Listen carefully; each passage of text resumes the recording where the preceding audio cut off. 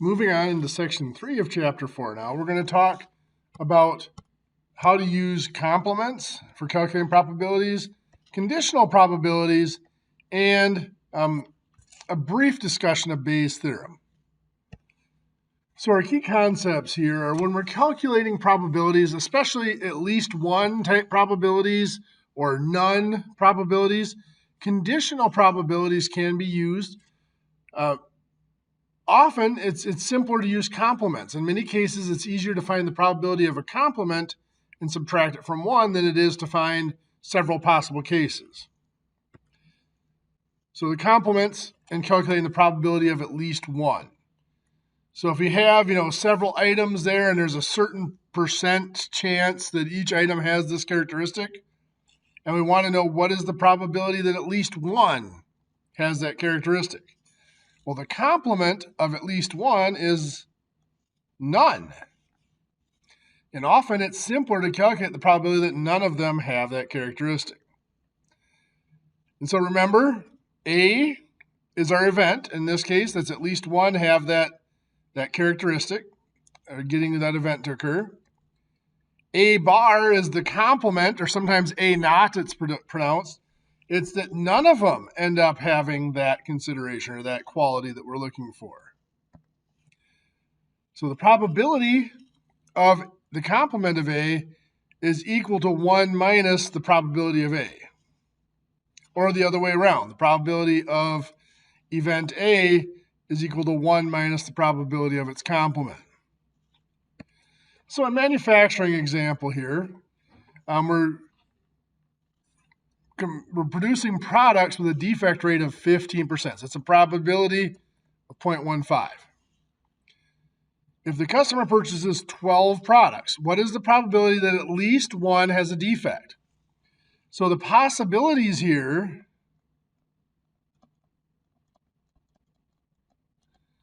is it could be one that has a defect, it could be two with a defect, 3, 4, 5, 6, 7, 8, 9, 10, 11, 12 that are defects. Well, that's 12 separate probabilities that we would have to calculate and add together. That could take a while. The complement is that 0 have a defect. None of them have a defect. So that's what this is saying here. The event that we're looking at, the outcome is at least one out of the 12 has a defect. The complement would be that none of them have a defect. So let's calculate that probability that none have a defect. If there's a 15% defect rate, that means 85% are not defective. So that means the probability of an individual being not defective is 0.85. And so for all 12 of them being not defective, we multiply that together 12 times, or 0.85 to the power 12. Rounded off to 3 digits gives us 0.142. That is the probability of no defective products in that 12. So to find the probability of at least one, we do 1 minus that. So we have a probability of 0.858 that at least one of those products has a defect. So for that group of 12 products, 0.858 or 85.8% chance at least one will be defective. That's way too high. If you're selling a dozen items and you have over an 85% chance that one of them is going to be defective, at least one of them is going to be defective. Could be multiple defects. That's way too high. So they need to tighten down their quality assurance there. So next we move on to conditional probability. And remember, conditional probability means that we already have some knowledge of what has happened. We have additional information that something else has already happened, which limits our possible results. So the notation, we use this vertical line here, and that is basically that line is saying given. So this is the probability that event A will occur given that we know A has already occurred. And in most cases, A is a larger event that contains the event B. So an intuitive approach, we basically just look at it and we assume that event A has already happened. So we don't even look at the other cases where event A did not occur, and then we count from there. The more formal approach, using the formula, the probability of B occurring, given that A has already occurred, is the probability of A and B occurring together divided by the probability that A has occurred. So that is that limiting, dividing by that P of A, that is limiting the size of the sample space now. We're not looking at the whole sample space. We're only looking, by dividing by P of A, now we're only looking at those results that produced A as well. So an example like this. This is a pre-employment screening, drug testing. And so now this drug test is not a great accurate. Here's the false positives are the ones I always look at. 25 false positives out of 555. To me, that's a pretty high. But that is about the reliability of most drug tests. You do get about a 5% false positive rate in them. And so we're going to look at two probabilities. The first probability we're going to look at is the probability that we get a false positive given that not a false positive. The probability that the test result is positive given that the subject actually uses drugs. And then the other one we're going to do is we're going to give the probability that a subject actually uses drugs given that they have a positive result. So let's do the first one here first. So our intuitive approach here, looking back up here, we want to know positive test result given that they use drugs. So they use drugs. We're looking at this row right here. Those are the ones that use drugs. There's a total of 50 people there. Of those 50 people, 45 test positive. So we have 45 out of 50 positive. It gives us a 0.900 intuitive approach to finding that probability. The more formal approach, we use the same result. We're going to find the same result using that conditional probability of P of A given B has occurred. We need some information. We need to know the probability that A and B occur at the same time. So A is a positive test result, and B is that they use drugs. That's 45 here out of the 555. So 45 out of 555 is the probability they do both. Then the probability the subject uses drugs, there were 50 subjects that used drugs out of the total of 555. So we're going to divide those two probabilities. 45 over 555 over the 50 over 555. It also comes out to 0.90, and we should get the same number either way. You'll notice what happens here is these actually come out to be the exact same fractions. When we divide 45 over 555 by 50 over 555. Oops, 555. Remember, we actually end up multiplying by the reciprocal. So it's 45 over 555 times the reciprocal of that will be 555 over 50. The 555 cross cancels out, and that's just 45 over 50. So we're just canceling out to be the exact same fraction. So it makes sense that we get the same decimal probability for both. And it should no matter what direction we do the calculation. So here by comparing the intuitive approach to the formal approach, we get the same result. It's clear that the intuitive approach is much easier. We don't have to work with quite as many big numbers. And we get the same results. That's the big thing here. So when we're dealing with probabilities, often understanding saves us a lot of work in the calculation. So now we want to look at the probability that the subject actually uses drugs given that they have a positive test. The other one was that they would probably test positive given they use drugs. This one's the other way around. Probability that they use drugs if the test has been positive. So if we go back up to our table here, now we're looking at those that have done positive. There's a total there of, 70 people. 45 out of those 70 use drugs. So 70 subjects that use drugs. Go to the next slide. 45 out of the 70, or 70 subjects that test positive, I should say. 45 out of those 70 use drugs. That divides out to a 0.643 probability. If we want, so that is telling us that if you test positive,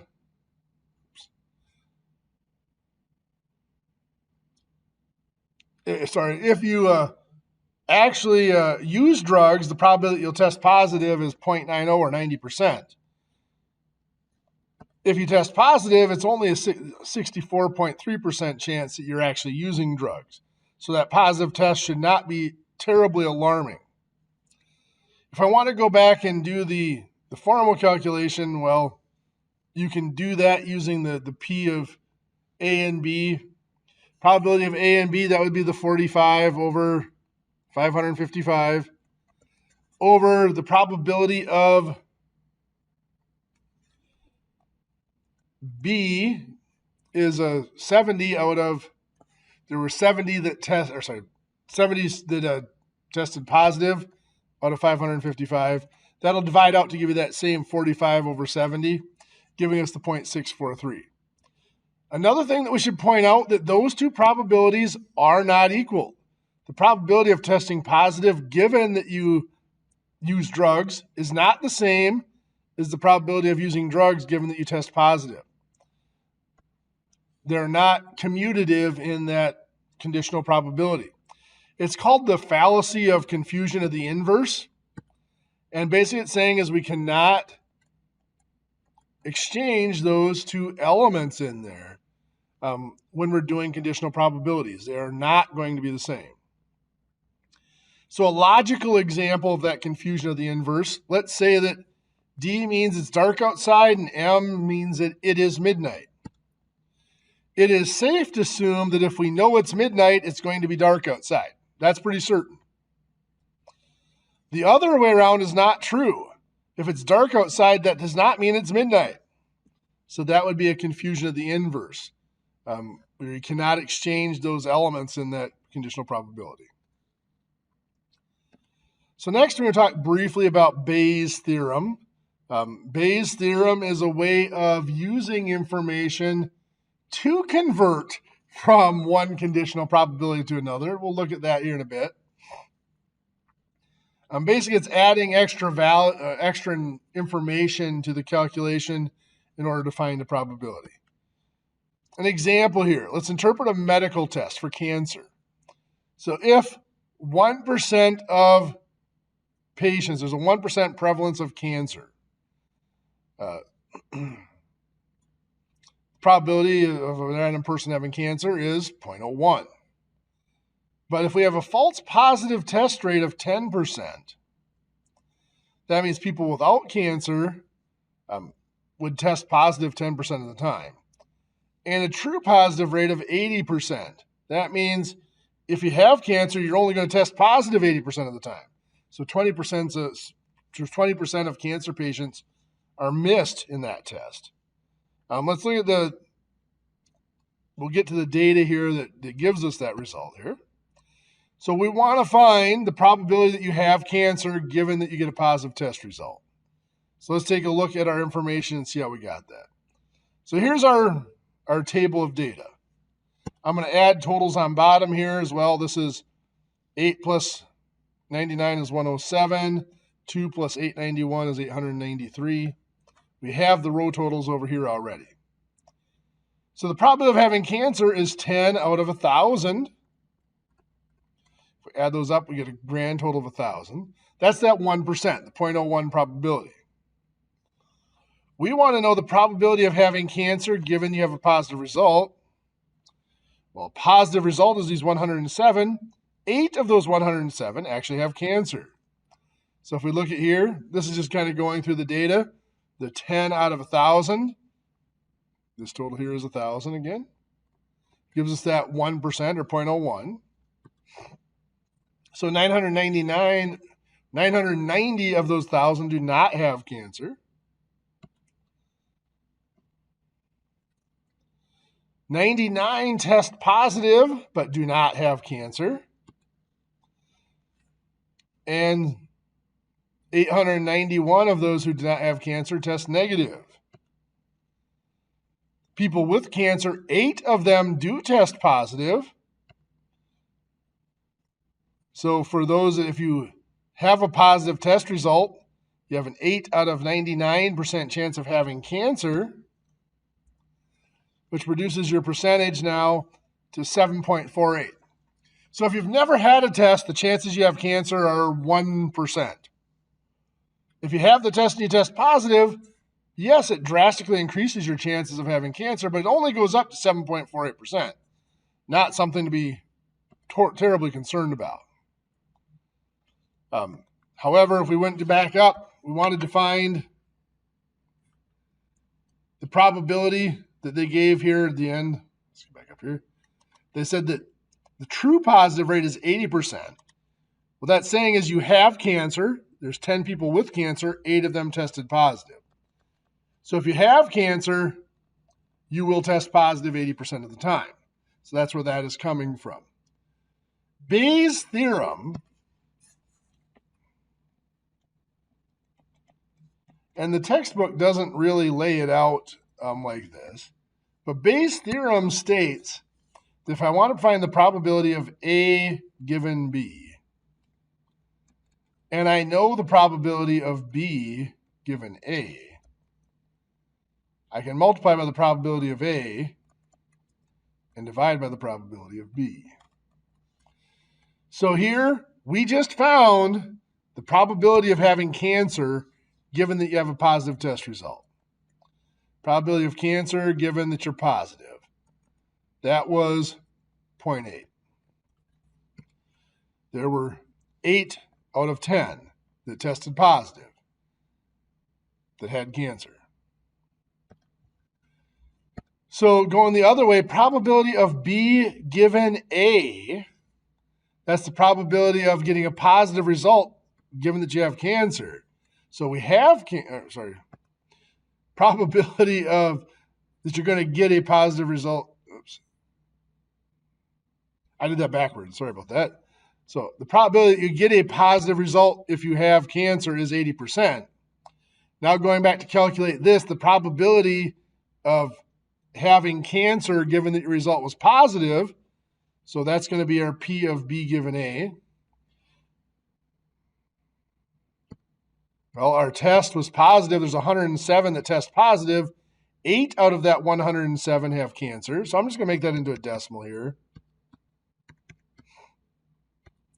Is 0.075. So 0.075 here. Times the probability of A, which is the probability that you get a positive test result. That's 107 out of 1,000, which is 0.107, divided by the probability of B. B is the probability that you have cancer.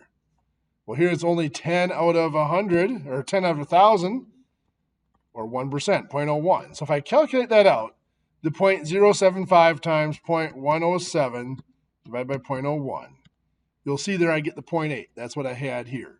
And that's what Bayes' theorem does. It allows you to go from one conditional probability to that inverse probability by using the individual probabilities. We are not going to discuss a priori and a posteriori probabilities for this class. It is in the textbook, not part of our curriculum for this course. So that is all we are going to cover for section 3.